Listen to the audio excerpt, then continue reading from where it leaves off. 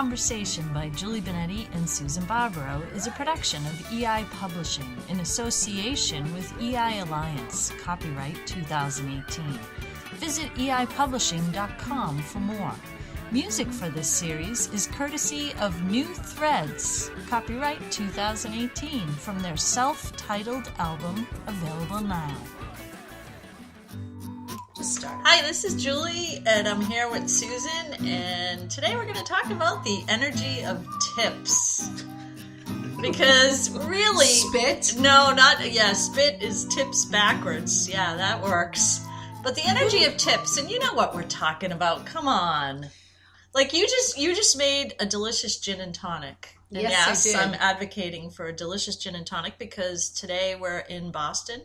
And it is it's unseasonably warm. So we pulled out a summer drink. Yes, we pulled out a summer drink. Do not. And let me just say that if I went to an establishment, like a pub or a bar, and I was served this gin and tonic, I would tip you. Thank you. Because this is an amazing gin and tonic. Yet I'm still standing here and I don't even see a penny in front of me. No, you didn't put out a cup. So if you don't put out a cup, do you get a tip? I would like to say, that's a good question.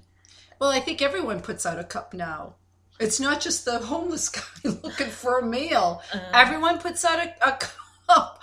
And I got to tell you, I just came back from visiting my daughter, and and all of a sudden, I paid a lot of money to take a shuttle, and it was one that comes, it's a little bit more, dare I say, higher class. It's not taking the bus. It's supposed to come to specific your location. So I paid good amount of money, more than and where were the you going? Average, and I was going to the airport. Okay. Very simple place to go to. I was not going to a Belle of the Ball, Okay. And so the guy, when everyone got in there, all of a sudden he puts up right above him a handwritten note, TIPS. And he sat there and he tapped the paper a couple times. And you know what?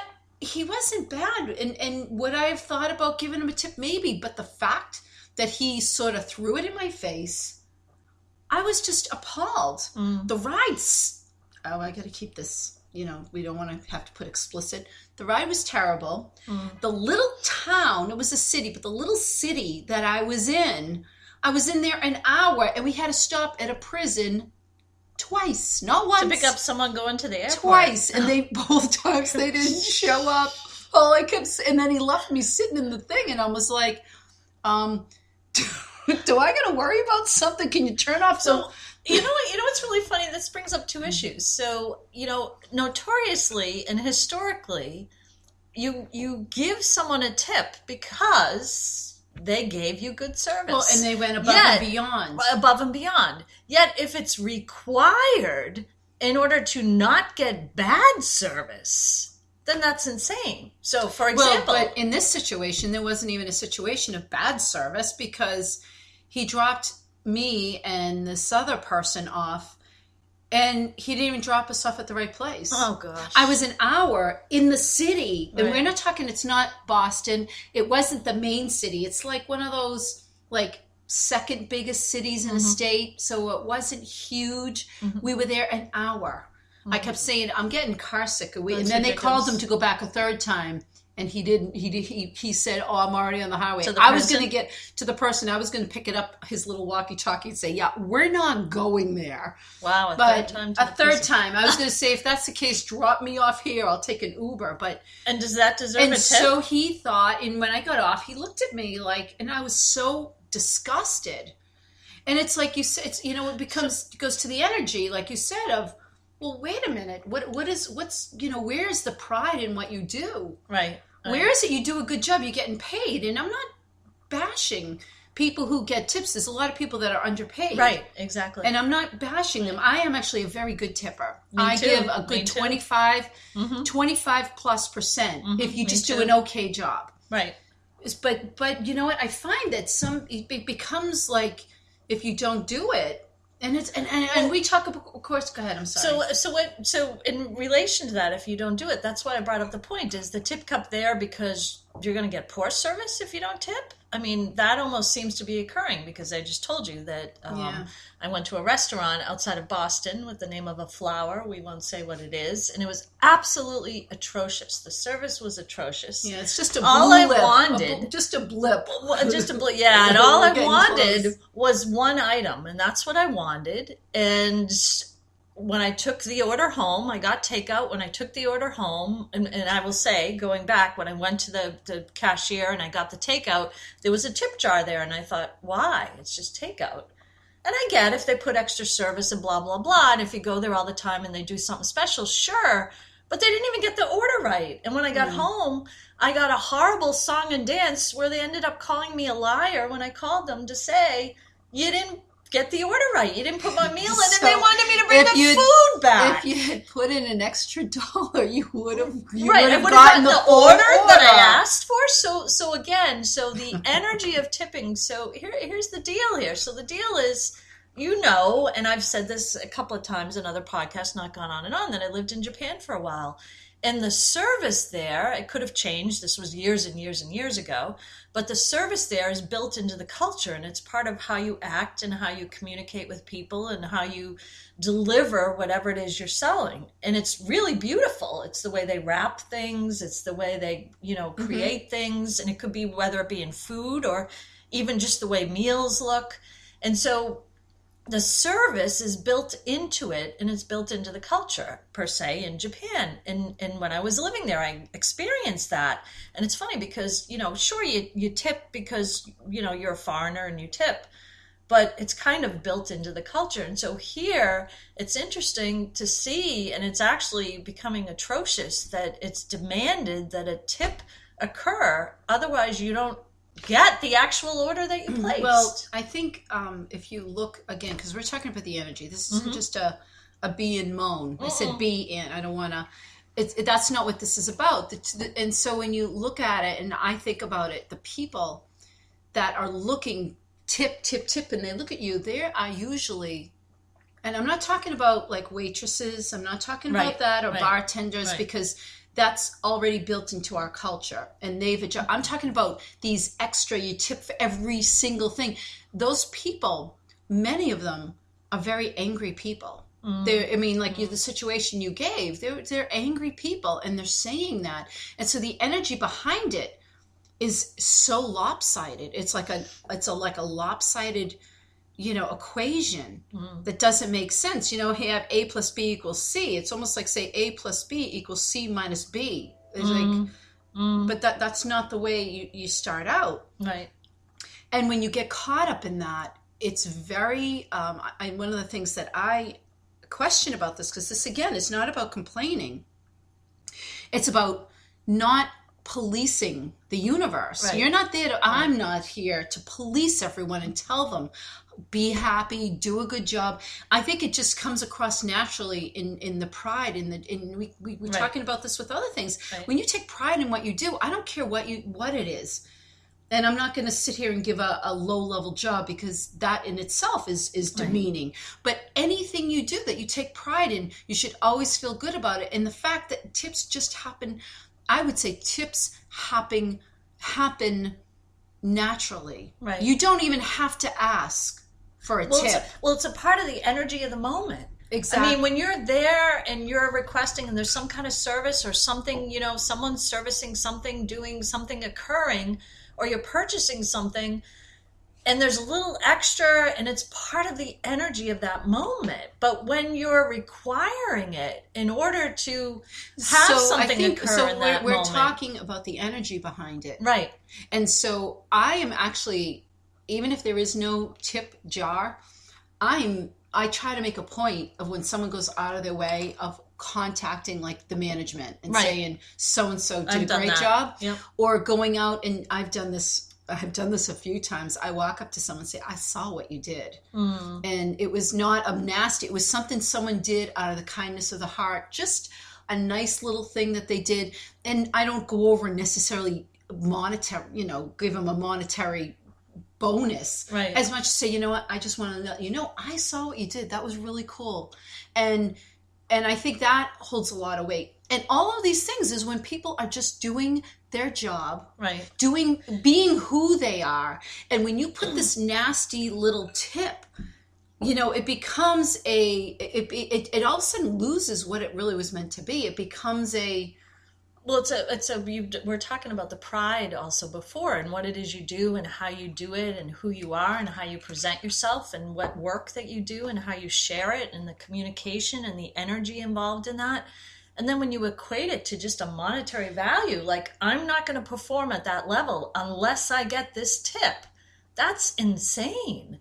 And to hear that this one place that I had visited which you is based on that. Well, it was kind of like, because the conversation became that, like, I was on the phone lying and bring the whole meal back. So the part that I'm interested in, I agree with you, because if I were there, I would have brought the meal back. I would have said to everyone, people are eating it. No, I would have packed up what was left, and I would have said, by the way, I'm coming down in 5 minutes and I'm bringing everything, and I want a brand new entire order, and I'm happy to hand you. And I would have given them half-eaten stuff, and I would have made an issue, because sometimes the Italian in me comes up and I get angry. Yeah. However, the most important part of our conversation right now, we can sit and really laugh about stupid things people do, but the more important thing that I am trying to access is, like, so how do I not monitor what everyone does? How do I not go out and say, you're supposed to be doing blah, blah, blah? I can give you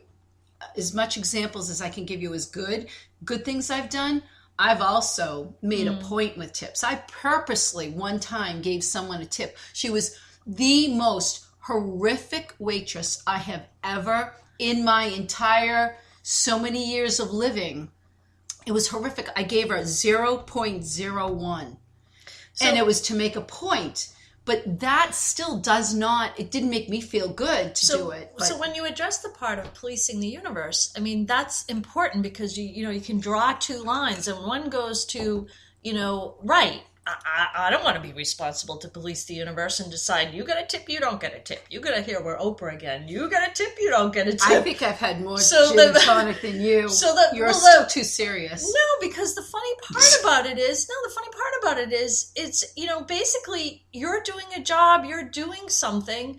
And yes, there are occupations out there that get associated with getting tips. The energy of it has changed almost to make up for something. So when we're talking about kind of two parallel issues here, the policing the universe, and also, why don't you take pride in what you do? Well, I was going to say the tip is just a symbol, because you started off with this of people really not having any pride, and not only in their job, because let's face it, you're at your job for the most part. People are there 40 plus hours a week, which is a majority of your waking hours, right? So if you don't take pride in your job, guess what? Right. You have no pride in yourself. Right. Exactly. I mean, that just goes hand in hand. Exactly. And if you, so even if you're doing something that's not your highest level of work, by taking pride in it, you are still having pride in yourself and who you are. Right. And you may know this is a stepping stone. This isn't the highest level of where I'm going to be. Right. But it's the people that have no pride in their job, have no pride in themselves, that stay there for, 30, 40, 50 years being miserable all the time. And you know what? At the end of the day, who's the person? I mean, you affect so many people around you, but the person you affect the most is yourself.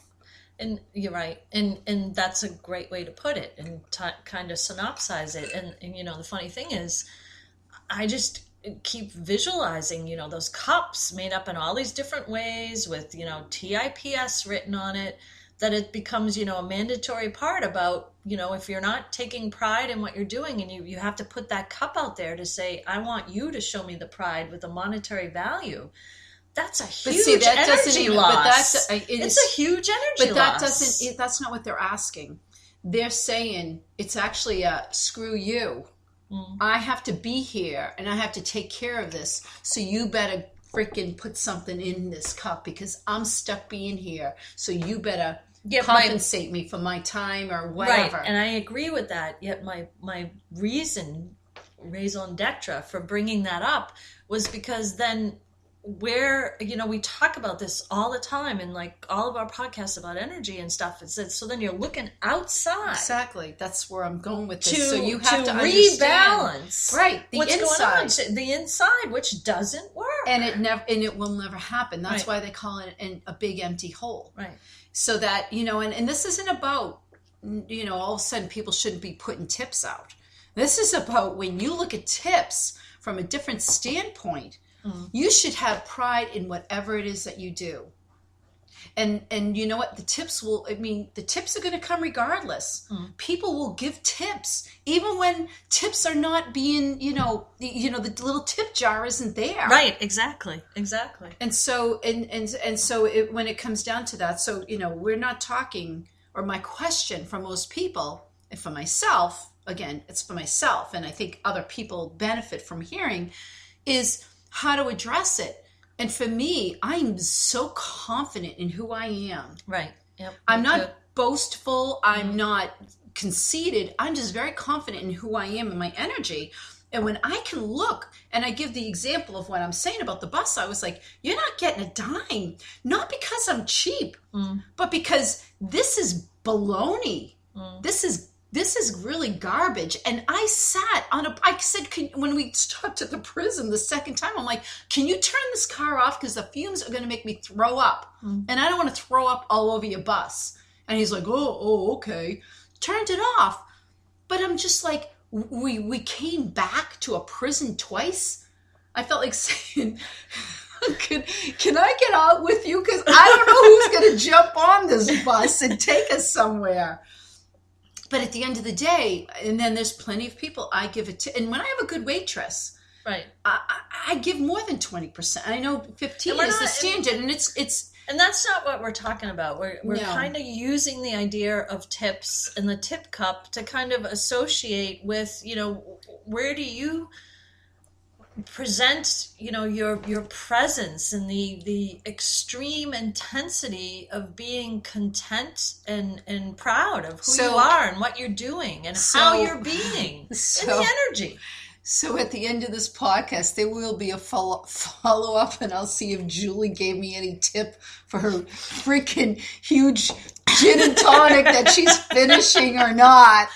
We'll let you know if she gives me a tip or not. Hey, if you open a place. So hey, to all of us out there who tip when the tipping is good, and those of us who are, I don't know what the word is, strong enough to be who we are, to say, I'm not just giving away my money just because you're going to bully me into tipping.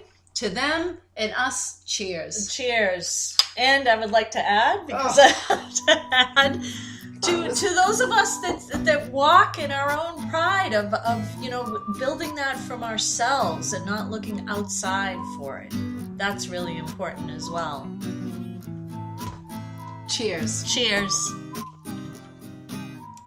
This has been a production of EI Publishing in association with EI Alliance. Listen to other episodes and visit eipublishing.com to find more energized podcasts and books. Find New Threads' self-titled album, New Threads, on iTunes, Spotify, Bandcamp, or at newthreads.us. Thank you for listening.